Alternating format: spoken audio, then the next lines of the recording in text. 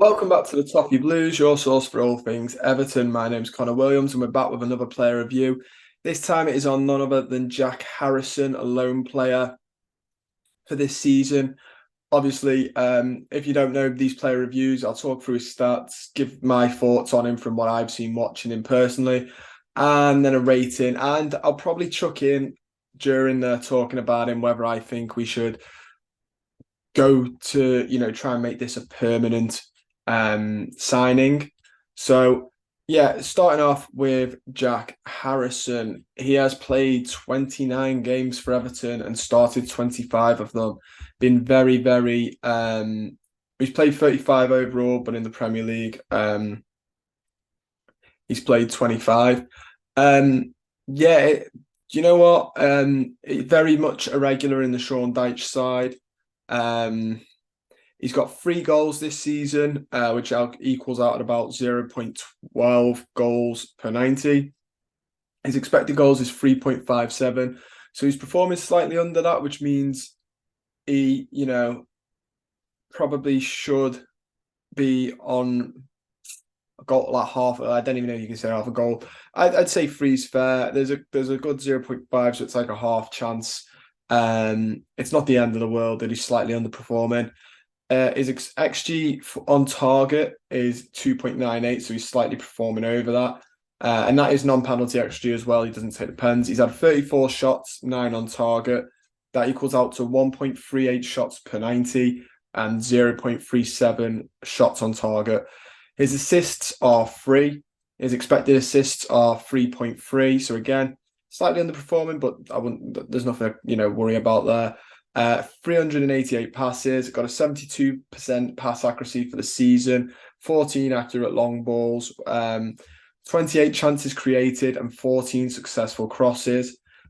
Really, really good. That's really solid for him. That means he is creating 1.14 chances a game and 0.57 crosses a game.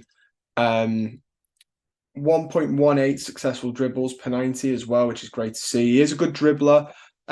He's had 29 successful dribbles and been only dispossessed 41 times. He's won 30 fouls. He's made 22 tackles, 106 duels won, interceptions 12, blocks 13, recoveries 129, and position won in the final third 17. He's dribbled past 32 times, but he's a winger. I wouldn't hold much of that. Predominantly plays on the right. He can play attacking midfield, in the Decore role. He probably can play on the left, but we haven't really played him there. But he predominantly plays on the right for Sean Dyche and for Everton. Like I said, really good chance creation. He's created 5 big chances and 1 key pass per game. He's a very, very hard-working player. I must admit, his stats are slightly better than what I had him down to be. Yeah, they're slightly better. 1 key pass per game is very, very good. I would take that if I was Jack Harrison.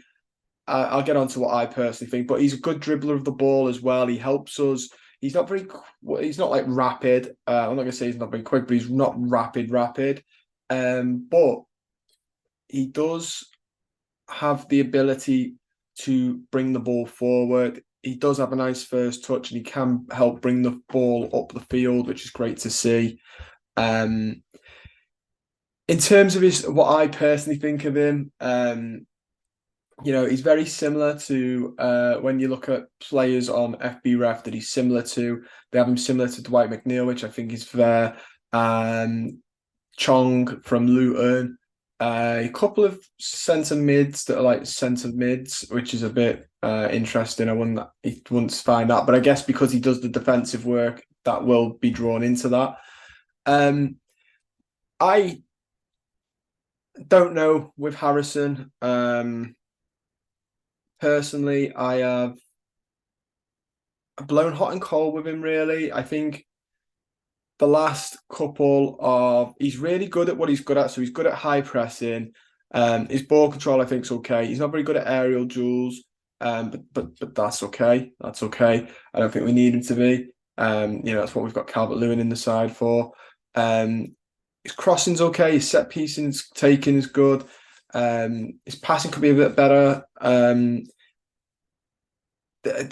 I think the main things I would say is during that bad patch where we were 3 months without a win, which by the way, heavily over exaggerated how bad that was. There were a lot of good draws in there. It wasn't like we'd lost for 3 months. We just hadn't won. Um, he was one of the players though that I was starting to get a bit agitated with.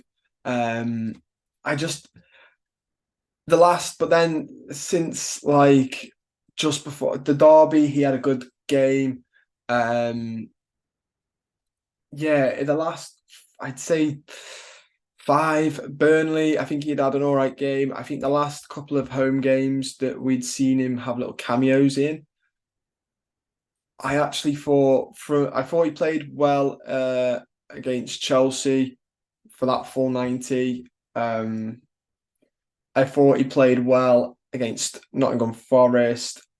Uh, I thought he played well for what Nottingham against Nottingham Forest for full 90. I thought he had a really good derby, and then I think he had a good game against Luton for the draw. He had a really good derby, so I think he's turned it around a bit for me. I do think there's one weakness that I haven't mentioned, and that's that he's very one-dimensional. Same with McNeil, but and this might be a personal taste. I've always thought you should be on this wing that you're stronger footed. So especially in this system where the aim is to get some crosses in. Um, Dwight McNeil is incredibly one-footed. When Frank Lampard was putting him out on the right, I hated it, and I came on the channel and said that. And I think I was right in what I was saying. We put him on the left, and he's a lot better. I think Jack Harrison shouldn't be on the right if he's not right-footed. Not for this system. It works if you're City and you can cut inside, and teams weirdly give you that amount of space and stuff. But for us who play compact, we need to have people who can whip that first ball in. He dummies it, fake shots, puts it on his left so often. I can't believe that the Liverpool defence were tricked by it. And I can't believe the Nottingham Forest defence were tricked by it. He sent the Nottingham Forest left back and he just sent him for donuts in the stand, you know.